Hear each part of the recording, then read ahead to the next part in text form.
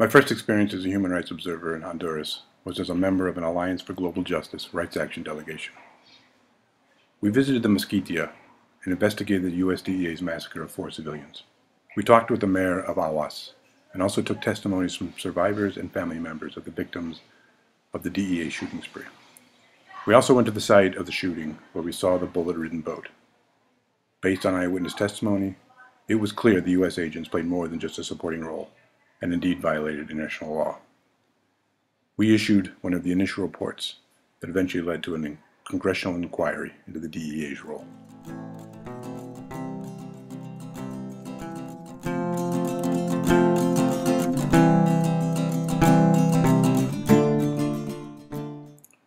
I was one of a handful of international human rights observers at the protest for the 3rd anniversary of the coup and the subsequent illegitimate presidency of Pepe Lobo.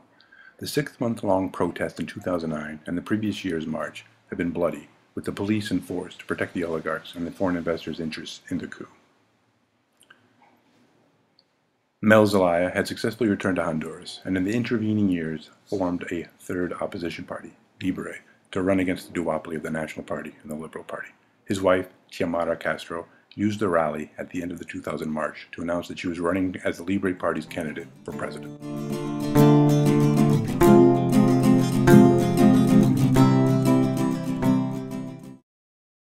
Gregorio Chavez was a campesino leader of the community of La Panama in the Bajo Aguan. Security guards, which were hired by Miguel Facuse's Dinant Corporation, had been harassing him and his family, shooting chickens and threatening to do the same to members of the community. Indeed, several members of the La Panama community and the neighboring community of Rigores had disappeared. Senor Chavez disappeared after complaining to the bosses of the guards. I, along with other international observers and a member of the Human Rights Observatory of the Aguan, visited the community and spoke with the Chavez family. We also confronted the police and asked them why they were mingling with the security guards and what was being done to assist the family in finding Senor Chavez. After 2 days, the police allowed the community to search the Paso Aguan African plantation, owned by Facuse, which adjoins the Chavez farm. A shallow grave was found, the police and a Honduran forensic team were called, and we accompanied the Chavez family and the community as they uncovered the body, which had been buried only a short distance from where the guards had their encampment.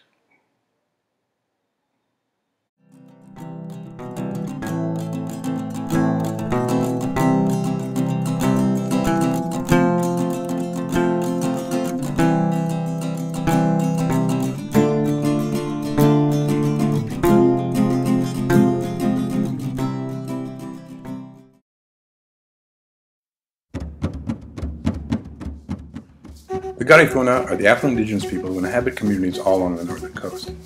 They had come together to Vallecito to reclaim the ancestral land that had been stolen from them by narco-traffickers. I was invited to accompany them for a week as they awaited representatives of the Honduran government to show up and allow the Garifuna to cut the locks on the gate that had been erected by the narco-traffickers. During the week, we often heard gunfire coming from the direction of the narco compound, usually at dusk and moving closer to our encampment each night. The Garifuna drowned out the gunfire with their traditional drumming. 3 days into our stay, workers from the National Agrarian Institute showed up to take land measurements and determined that Garifuna land had indeed been usurped. Now the wait was on for members of the National Police and the District Attorney's Office to show up so the narcos could be notified. Finally, on September 13th, after much international pressure, the Honduran Attorney General ordered the gates to be removed. The Garifuna triumphantly regained access to their land.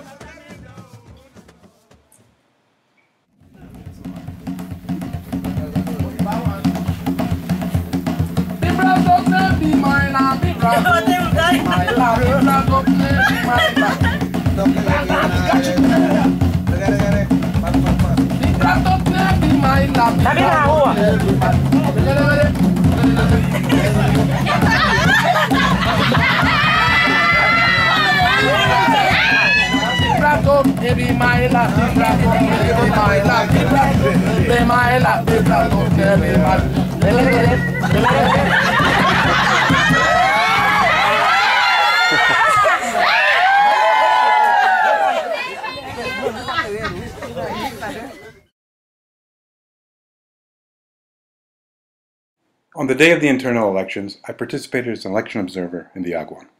I visited polling sites in Tocoa, Tahuica, Juan Antonio, Quebrada de Arena, Guadalupe Carne, and Trujillo.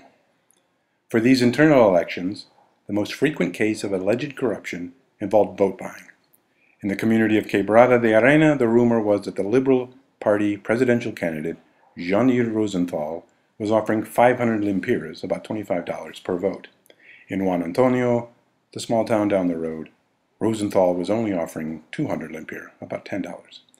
Also, word was out that mass amounts of ID cards that are needed to vote were found in offices belonging to Juan Orlando Hernandez, the current president of the National Congress and candidate for president in the National Party. In a country where these two parties have controlled the government through political corruption with impunity for 114 years, not much in the way of an investigation ever happened. Most of the fraud that substantially affected the election outcome occurred after the polls closed during the counting and transmission of the votes to the Central Election Office in Tegucigalpa. Months after the election, it was still not clear who had won in various races.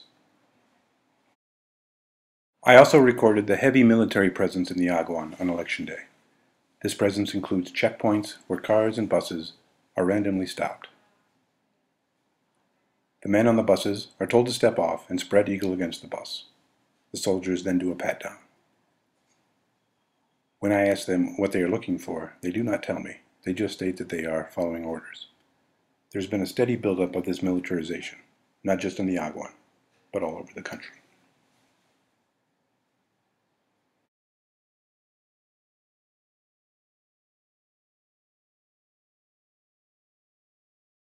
I went with fellow international activists to Rio Blanco in Tabuca. The indigenous Lenca community set up a roadblock to protest the hydroelectric plant that's being constructed on their ancestral land, blocking the community's access to the river, which the company has plans of damming up. In addition to disrupting the lives and livelihood of the community, this will have detrimental environmental effects. The community was not informed of the construction plans until after it had already been underway. Deals were made behind closed doors by Honduran and international investors of the plant, with the mayor of the municipality, as well as with CERNA, the Honduran Ministry of Natural Resources and Environment. COPIN, the Civic Council of Grassroots and Indigenous Organizations of Honduras, helped the community to organize a roadblock to halt further construction.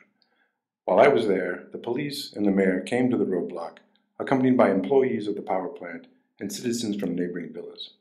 It was clear that the mayor of the municipality and the employees were trying to pit the neighboring communities against each other. It was also clear that those who supported the plant had been told lies and had been made promises by the mayor. When confronted by the people of Rio Blanco and Copin, he could not give straight answers to direct questions. It was also apparent that the international presence kept the employees and the police from inciting the situation and allowed those from Rio Blanco to state their grievances publicly so that those from the other villages could weigh it with what they had been told previously.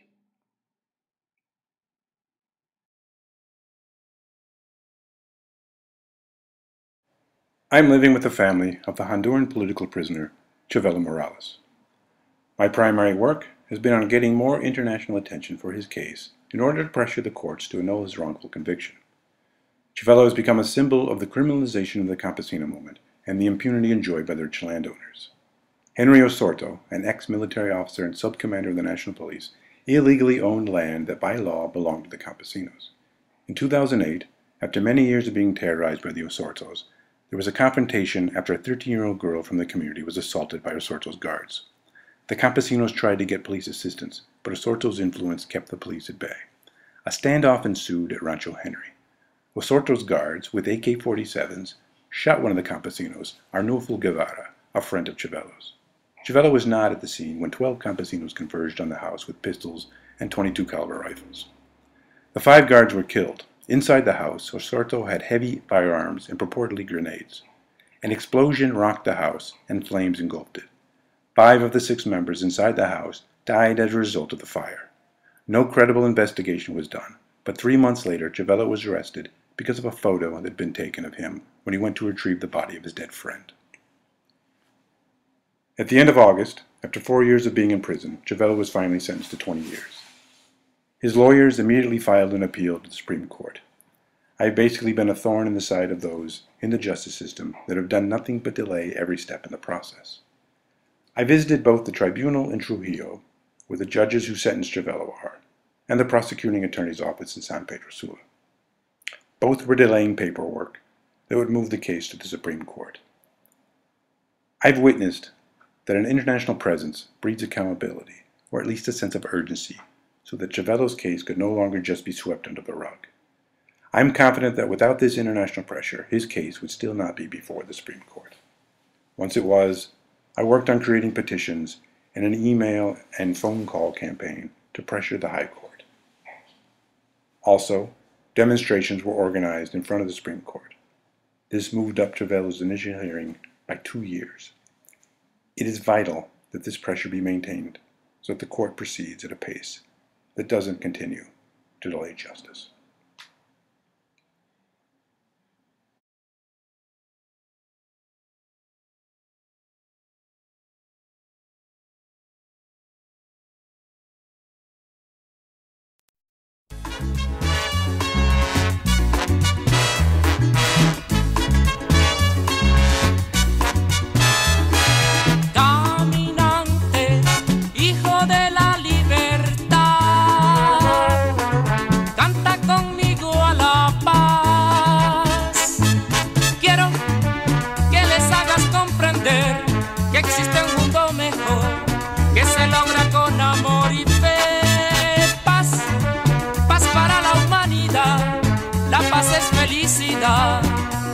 Hermano, yo te ofrezco mi amistad.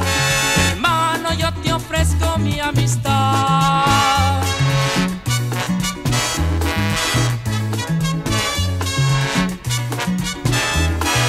Caminante, guía de la multitud, dale al hombre nueva luz. Quiero hagas comprender que existe un mundo mejor, que se logra con amor y fe. Paz, paz para la humanidad, la paz es felicidad.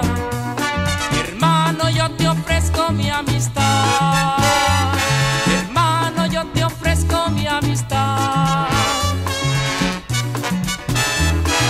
Caminante, libre canción de color,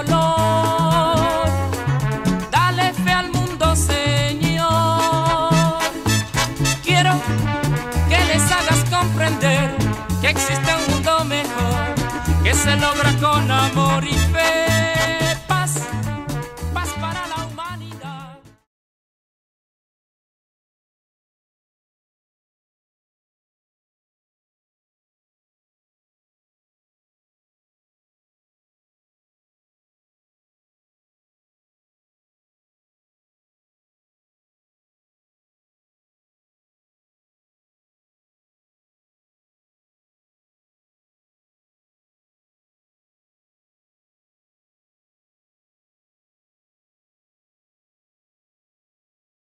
Inspiración para los campesinos. Campesino, obrero, pueblo entero, esta canción yo te vengo a cantar. Quiero decirte que en el corazón te llevo, por favor no te dejes engañar. Ay, no. Cuando te hablen de dinero y muchas cosas, es seguro que te quieren conformar. Si tú eres el que al pueblo representas, no lo engañes, no te debes de prestar. Ahora y siempre será nuestra consigna, unidos todos prestos para luchar, para mejorar la situación aquí en Honduras.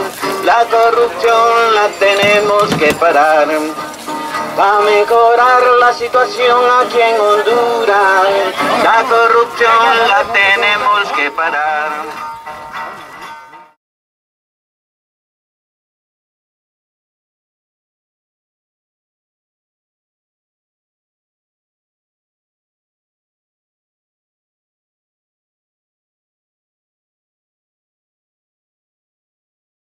COFADE, the Committee for the Families of the Detained and Disappeared, arranged for a team of forensic anthropologists from Guatemala to do the exhumation.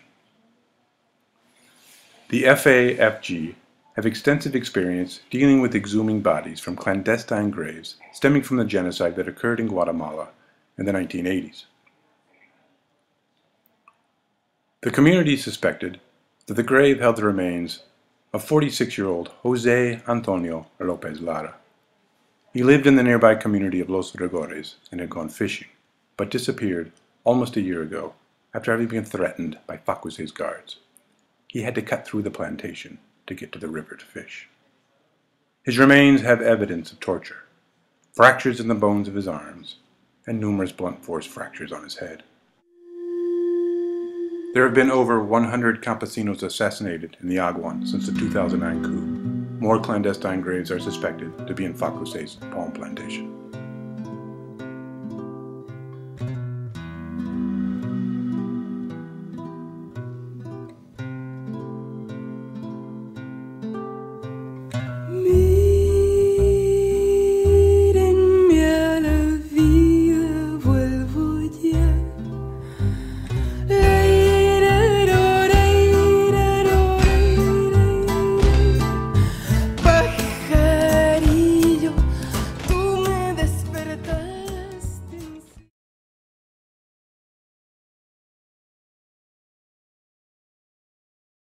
The day started as a celebration for International Workers' Day with a march into COA.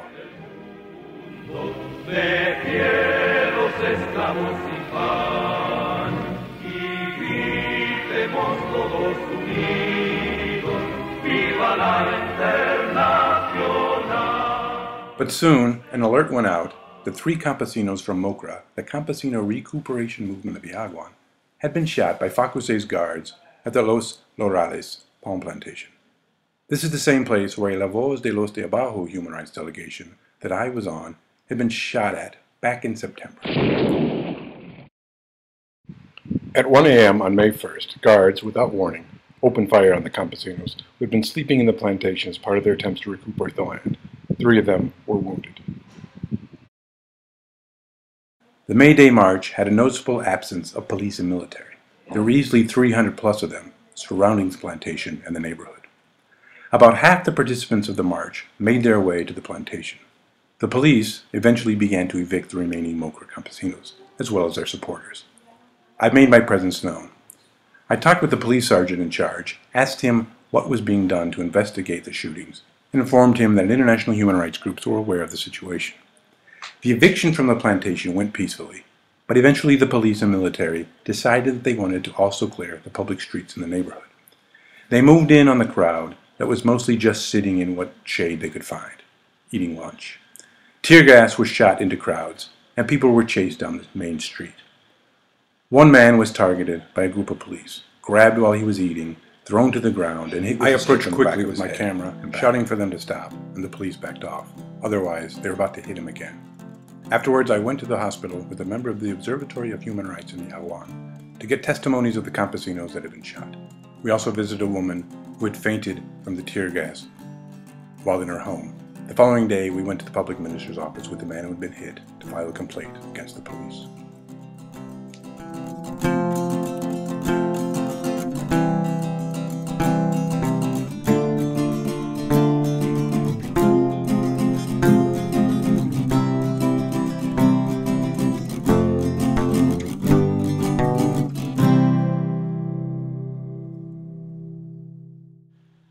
Certainly before, but even more severely after the military coup in 2009, various communities have been under attack by the ruling elite.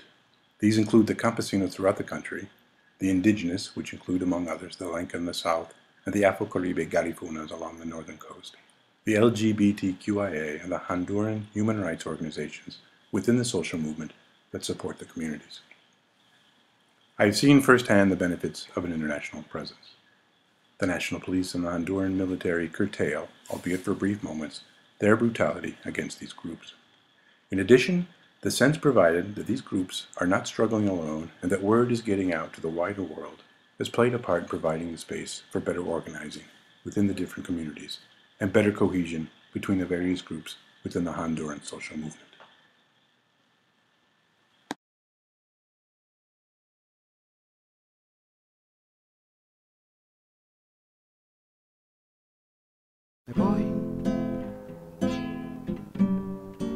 para mi choza del campo, paraíso de mi encanto, donde me espera el amor. Me esperan mis manacas y cartones, donde se libran los hombres de la lluvia pertinaz. La ciudad abrió sus puertas, me ofreció sus amplias calles, su gente que pasaba me ignoraba y no pude con la parte que me correspondía. Moscas, humo, desolación y ruido, nada más. Vi hundirse ante mí a hombres, mujeres y niños. Todavía me asombra cómo es que estoy vivo. No, no, no, yo me voy para mi choza del campo, paraíso de mi encanto, donde me espera el amor. Me esperan unos inquietos pilluelos y en los frescos arroyuelos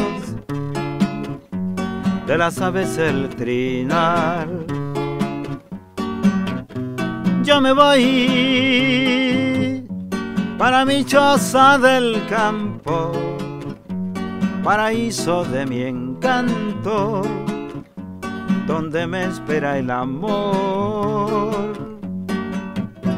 Me esperan mis manacas y cartones, donde se libran los hombres.